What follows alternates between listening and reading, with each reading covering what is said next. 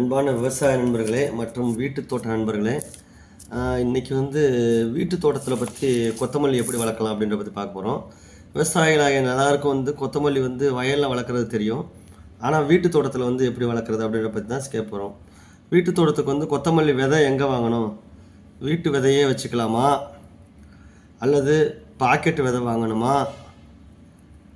அல்லது கடையிலிருந்து வாங்கிட்டு வர விதையை விதைக்கணுமா அப்படின்றத பார்ப்போம். அதுக்கு முன்பு நம்மளுடைய சேனல் வேளாண் பீடியா அப்படின்ற ஒரு யூடியூப் சேனல்.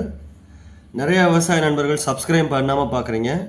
அனைத்து விவசாய நண்பர்களும் இதை சப்ஸ்கிரைப் பண்ணிக்கோங்க. பக்கத்தில் உள்ள பெல் பட்டன் அமைக்கோங்க. முடிஞ்சால் ஜாயின் பண்ணுங்கள். ஜாயின் பண்ணி எங்களுக்கு சப்போர்ட் பண்ணி உதவுங்க. இப்போது விதைகள் என்ன விதையை செலக்ட் பண்ணணும் அப்படின்னா, எந்த விதை வேணால் எடுத்துக்கலாம். நம்ம வீட்டில் கொத்தமல்லி இருந்தால் அதை எடுத்துக்கலாம். அப்படி இல்லைன்னா கடையில் பக்கத்தில் உள்ள மளிகை கடையில் கூட நம்ம வாங்கி எடுத்துக்கலாம். பாக்கெட்டில் இருந்தாலும் எடுத்துக்கலாம். இதெல்லாம் விலை மளிகை கடையில் வாங்கிட்டோம்னா ரொம்ப விலை கம்மி. ஸோ இந்த மாதிரி மளிகை கடையிலேருந்து ஒரு 100 கிராம் விதையை வாங்கிட்டு வந்துட்டு வச்சுக்கோங்களேன்.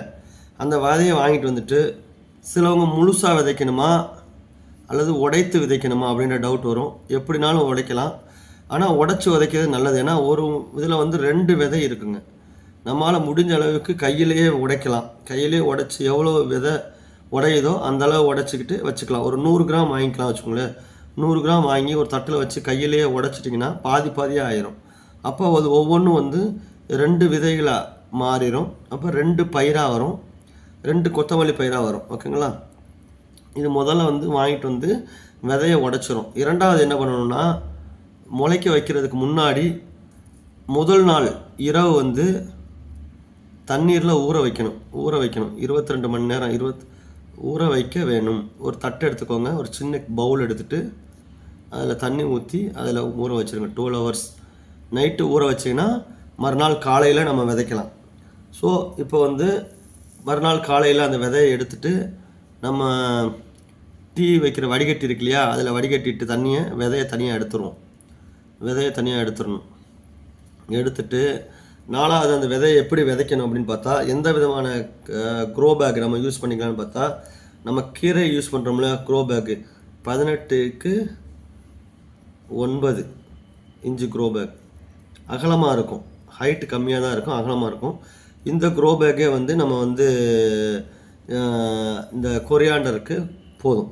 இதில் எப்படி மண் கலவைகள் இடணும் அப்படின்னு பார்த்தீங்கன்னா, முதல்ல 4 இன்ச்சு என்னென்னா உங்களுக்கு காயிர் பித்தால் நிரப்பிக்கிறணும். ஏன்னா வெயிட் கம்மியாக இருக்கும். இரண்டாவது 4 இன்ச்சு பார்த்தீங்கன்னா 2 மடங்கு காயிர் பித்து, அப்புறம் 2 மடங்கு வெர்மி கம்போஸ்ட், அதாவது மண்புழு உரம். அடுத்து 1 மடங்கு சாயில், ரெட் சாயில், இந்த மாதிரி கலந்துக்கணும். காயிர் பித்து முதல்ல கீழே போட்டுக்கணும். எதுக்குன்னா நம்ம ஊற்றுற தண்ணியெல்லாம் இது கீழே இரிஞ்சு வச்சுக்கணும். வேஸ்டான தண்ணி கீழே ஓட்ட வழியாக வெளியில் போயிடுங்க. மேலே இதே காயிர் பித்து, மண் கூட வெர்மி கம்போஸ்ட்டோ அது வேறு ஏதோ கம்போஸ்ட்டோ சேர்த்துக்கலாம். ஓகேங்களா? சேர்த்துட்டு இப்போ எப்படி விதைக்கணும் அப்படின்னு கேட்டிங்கன்னா, இது கிராஸ் செக்ஷன் எடுத்துக்கோங்க. சின்ன கையில் சின்னதாக கோடு போட்டுக்கோங்க. அப்படி விரலில் கோடு போட்டுட்டு நம்ம விதையை இந்த இடத்துல லைட்டாக தூவி விட்டால் போதும். ரொம்ப ஆழத்தில் போகக்கூடாது. தூவி விட்டு கையை வச்சு இப்படி மூடி விட வேண்டும். ஆழமாக போகக்கூடாது, ரொம்ப முக்கியமாக. ஆழமாக போச்சுன்னா உங்களுக்கு முளைப்பு திறன் பாதிக்கப்படும். முளைக்கிறதுக்கு ரொம்ப ரொம்ப நேரமாகும். அப்போது நம்ம ஃபஸ்ட்டு கடைகளிலிருந்து நம்ம கொரியாண்டர் சீடை வாங்கிட்டு வர்றோம். அது வீட்டில் இருக்கிறதாலாம் பாக்கெட்டில் வாங்கிட்டு வரோம். சின்னதாக உடைக்கிறோம். உடைச்ச பிறகு 12 மணி நேரம் ஊற வைக்கிறோம். ஊற வச்சதை வடிகட்டுறதை நம்ம க்ரோ பேக்கோ அல்லது வீட்டில் உள்ள வாளிகள், பிளாஸ்டிக் எதனாலும் எடுத்துக்கலாம். எடுத்துட்டு அதில் மண் கலவைகள் போடுறது ரொம்ப முக்கியம். ஃபுல்லாக மண்ணாகவே போட்டுறாமல் கீழே காயிர் பித்து போடணும். காயிர் பித்துன்றது ஒன்றும் கிடையாது, நம்ம தென்னை நார் கழிவு தான். தென்னை நார் கழிவு காயிர் பித்து கடையில் கிடைக்கிறீங்கன்னா தென்னை மஞ்சு கூட நீங்கள் எடுத்து கீழே போட்டுக்கலாம். தென்னை மட்டையை உரிச்சிங்கன்னா மஞ்சு வரும், அதை விட கீழே போட்டுக்கலாம். அதுக்கு மேலே மக்கிய தொழு உரத்தையும் உங்கள் செம்மண்ணையும் கலந்துக்கலாம். போட்டுட்டு மேல் பகுதியில் கீறி விட்டுட்டு லைட்டாக நீங்கள் விதையாக போட்டுறீங்க. விதையை போட்டு அதை மூடி விட்டுட்டு நம்ம வந்து தண்ணி கட்டணுங்க. அதுக்கடுத்து 5வது நாட்கள் தண்ணி ஊற்றி வந்தோன்னா 10 நாட்கள் கழித்து முளைப்பு வரும். மற்றதெல்லாம் பார்த்தீங்கன்னா கீரைகள்லாம் பார்த்தீங்கன்னா ஒரு 5லேருந்து 6 நாளில் வந்துடும். இது வந்து ஹார்ட் கோட்டட் சீட், அதனால் வந்து 10 days ஆகும் முளைப்புத்தன்மை வர்றதுக்கு.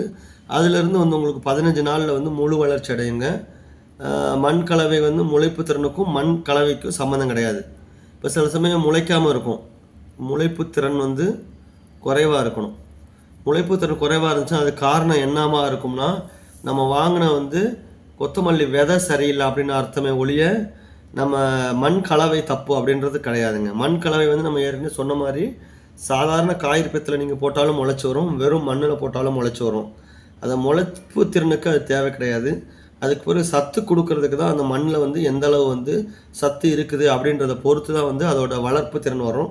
அப்போ 15 நாட்கள் வந்து நம்ம முளைப்பு வந்துடும். அப்போ அது வரைக்கும் வந்து நம்ம மற்ற செடிகளுக்கெல்லாம் மீன் அமிலம், பஞ்சகாவியம் ஸ்ப்ரே பண்ணுவோம். அதே மாதிரி வந்து இதுலேயும் மீன் அமிலம் பஞ்சகாவியம் ஸ்ப்ரே பண்ணுன்னா கொத்தமல்லி வந்து நல்ல செழிப்பாக வளர்ச்சி வரும், ஈஸியாக பிடுங்க முடியும், நல்லா பசுமையாக இருக்கும். ஓகேங்களா? அப்போ மீன் அமிலம் பஞ்சகாவியம் நம்ம ஸ்ப்ரே பண்ணிக்கலாம். அதுக்கு பிறகு வந்து 15 நாட்கள் கழித்து நம்ம அறுவடை செய்யலாம். அழகான வந்து கொத்தமல்லி வந்து அறுவடைக்கு தயாராகிவிடும். அதை வந்து நீங்கள் கொத்தமல்லி சட்னி ஆக்கி கொத்தமல்லி சட்னி செய்து தோசையிலையோ இட்லியிலையோ சாப்பிட்டா ரொம்ப ரொம்ப சுவையாகவும் மணமாகவும் இருக்கும். நம்ம வீட்டில் நாமே செய்த மாடி தோட்டத்து கொத்தமல்லி இது, அதனால் ரொம்ப எக்ஸலண்ட்டாக சுவை மிகுதியாக இருக்கும். மேலும் உங்களுக்கு வீட்டு தோட்டத்தை பற்றியோ அல்லது விவசாய சம்மந்தப்பற்றியோ எந்த தகவல் தேட வேண்டாலும் இந்த நம்பருக்கு வந்து வாட்ஸ்அப்போ குறுஞ்செய்தியோ அனுப்பி உங்களுக்கு தேவையான தகவல்களை பெற்று கேட்டுக்கொள்ளலாம். இதே மாதிரி கொத்தமல்லிக்கு வந்து இப்போ வந்து 45 நாள் ரகம் இருக்குது, இப்போ 30 நாள் ரகமும் வந்துருச்சு. So short duration type. பெரிய லெவலில் கொத்தமல்லி விவசாயம் பண்ண போகிறவங்க வந்து அது என்ன ரகத்தை யூஸ் பண்ணலாம், எப்படி யூஸ் பண்ணலாம், உங்களுக்கு தேவைகள் இருந்தால் கமெண்ட் செக்ஷனில் கமெண்ட்டில் கேளுங்க. நன்றி விவசாய நண்பர்களே.